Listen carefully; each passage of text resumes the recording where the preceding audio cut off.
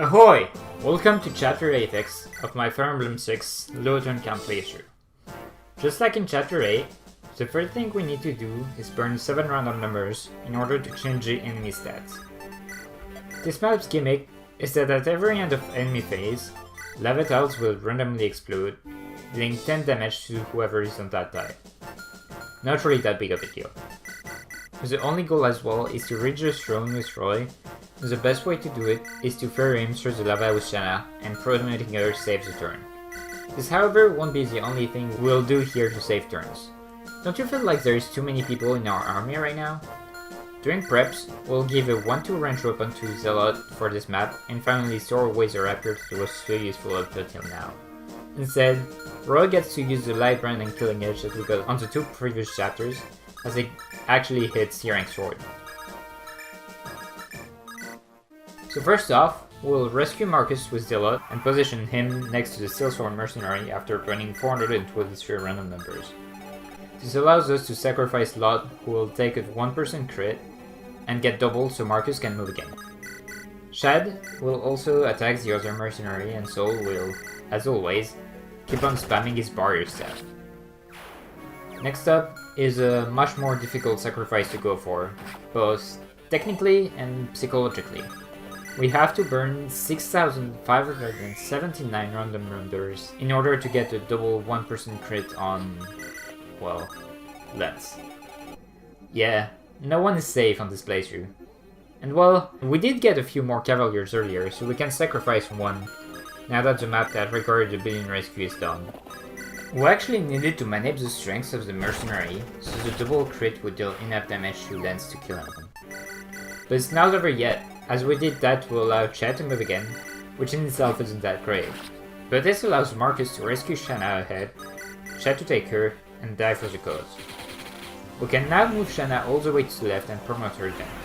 Promotions in this game are pretty nuts, as for a squishing unit like a Falcon Knight, you get an insane boost of durability with plus 6 HP and plus 2 defense, as well as a very nice plus 2 in strength, skill and speed to boost Shanna's already crazy good damage output. While we're setting up the rescue of Roy towards the main objective, we'll also still want to train Sue, Lilina and obviously Soul. Sue will deal with the enemies on the top right of the map, while Lilina will clean up enemies that won't die to Shanna and the paladins in the lower part of the map, which is why we will keep Marcus equipped with a 1-range weapon. Zealot will equip a hand axe on turn 1 so the mage attacks Lilina instead of him.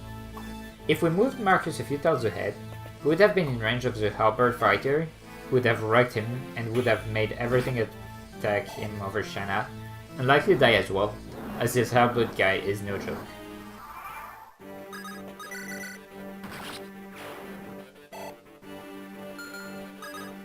Turn 2, Soul will heal up Lilina and gets to level 8 with a perfect level, which was 2,135 random numbers away.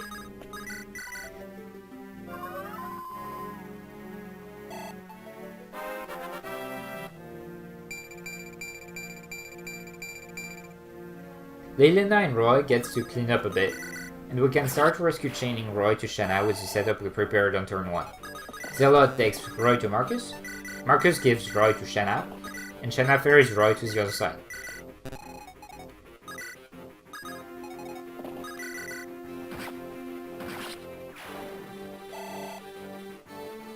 The enemy phase is once again fairly simple, as no one faces a real threat to die. Either enemies have too low accuracy to have good hit rates, or the durability of our units is actually good now. The only notable thing here is that Sue gets to kill an archer on enemy phase.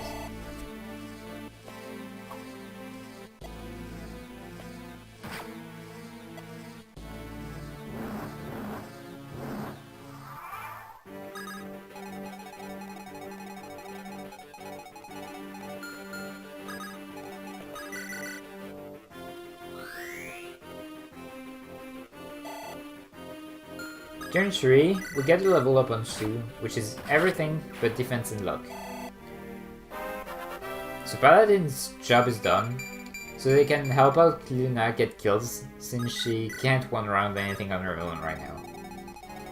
They need to damage the two fighters, but since they one-round KO them, we need to proc some miss on them.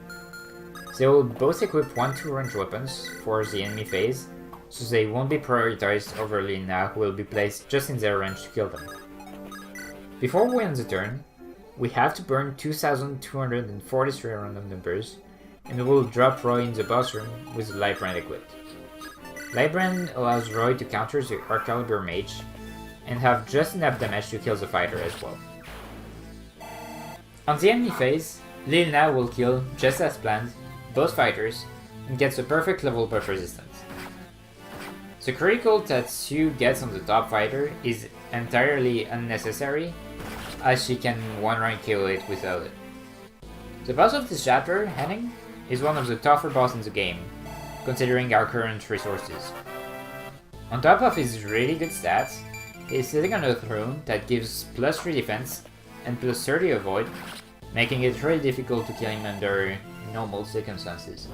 But it's so good because Monster Shana can just get a 4% crit with an Iron Lance to kill him in one hit.